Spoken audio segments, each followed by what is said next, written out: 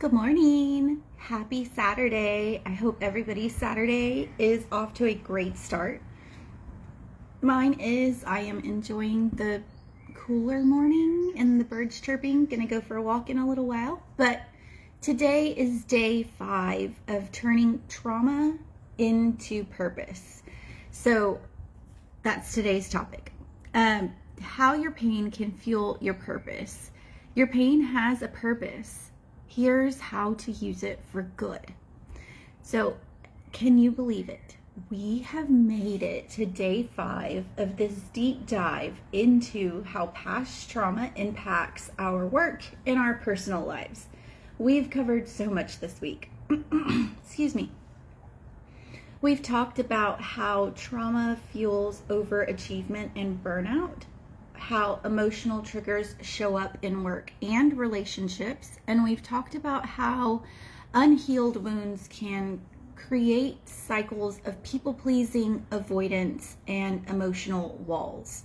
But today we're talking about something powerful, because while trauma can create pain and patterns that hold us back, it can also fuel growth, impact, and purpose. Your pain doesn't have to be wasted. It can become the very thing that shapes your future, your mission, and the lives that you impact. So why pain can be a catalyst for purpose? Here's the thing. When you've walked through fire, you come out with a story that can change lives. Why? Because you have a perspective that others can't see. You've learned resilience that others can benefit from. And when you've healed from your wounds, you can help others heal too. But only when you stop running from the pain and start leaning into it. I know this because it's part of my own story. My own struggles with addiction, self-doubt, and feeling unworthy weren't just challenges I had to overcome.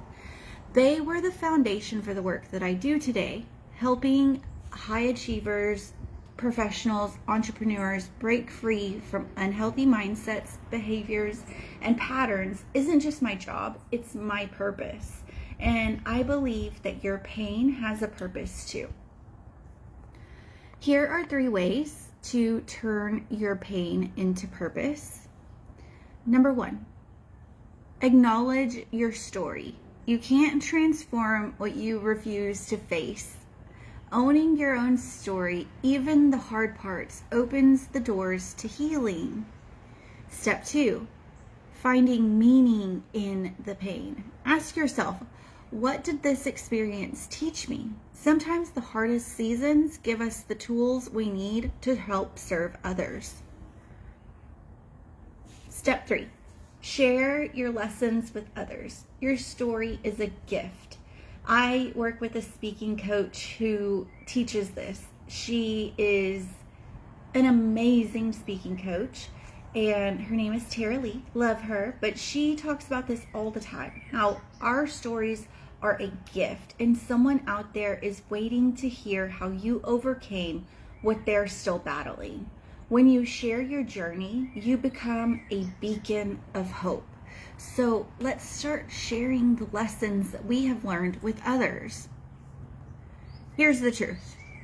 Your pain is not the end of your story. It's the beginning of something powerful. You can choose to use your past to fuel your purpose, or you can stay stuck in cycles that were never meant to define you. What's one lesson your past has taught you that you can use to encourage someone else? Drop it in the comments or DM me the word purpose if you're ready to explore how your story can make an impact.